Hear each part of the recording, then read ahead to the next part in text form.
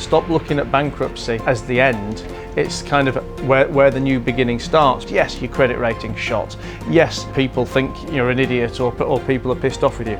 Yes, it brings with it other problems, but I think it also brings with it a cleansing and a clarity, and if you understand it properly and you then deal with it properly, it brings you the ability to start with a clean slate.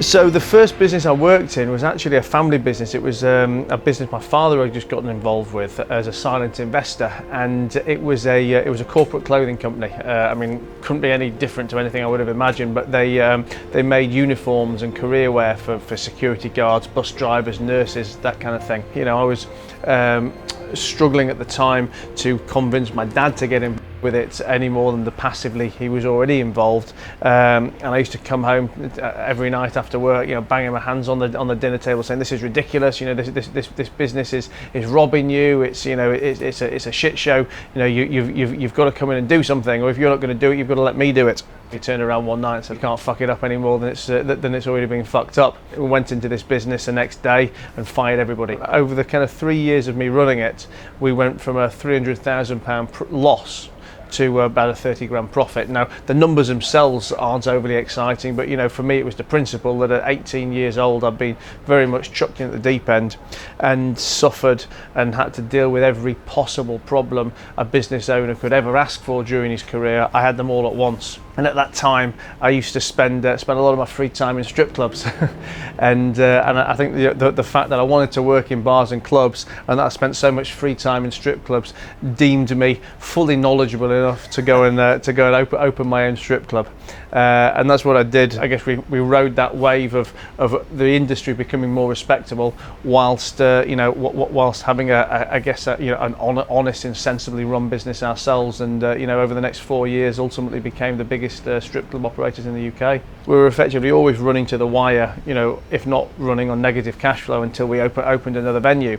And we always knew that ultimately it was unsustainable. I think we got to 2008, where initially we'd been shunned by the mainstream banks because at a retail level we were a reputational risk, you know, in the strip club sector. But we then got introduced to, let's say, the more corporate levels of banking, and they were like, we've heard about this thing called the credit crunch, which is coming around the corner. You know, none of us really know what it means, but it does mean that we won't be doing any more lending in the meantime. Most of these guys were as kind of green to this problem as I was, and you know, whilst they may have been, I mean, I was 26, 27 at the time, you know, these guys may have been 35, but they still hadn't been through a recession. They hadn't been through kind of negative cycles in finance. It doesn't shut in a heartbeat, but it does all kind of, you know, come crashing down pretty quickly. You know, we had the businesses taken off us by the administrators. Well, it was September 2008. I was 27 years old. I had a wife and a 1-year-old daughter who, you know, needed paying for with a roof. You know, we needed to put a roof over our head. So when I'd gone bankrupt and I kind of needed something to do the next day, you know, all I really had to earn from was my network.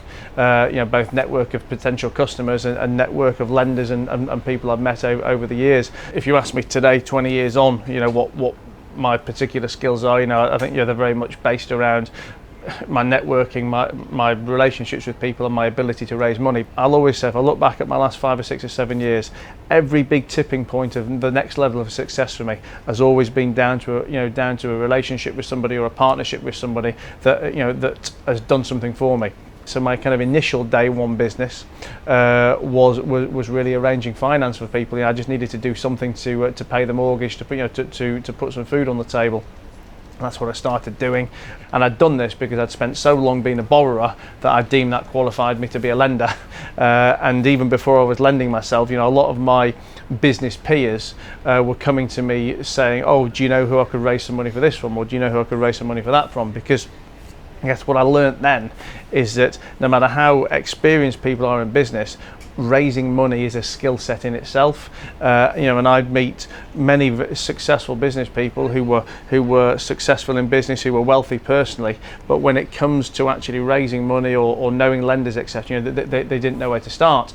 So I'd accidentally fallen into, you know, I guess broking and advising some of these people. I very much love lending. So it gives me great exposure to all kinds of other businesses, from very stable, experienced old businesses through to new start businesses, through to problematic businesses and everything in between. So I really can't see me doing anything else. I mean, you could argue I'll end up in some different sectors by virtue of the fact that I've lent to a sector I've never lent before, or invested in a sector I've never invested in before. But this will be me until the day I die.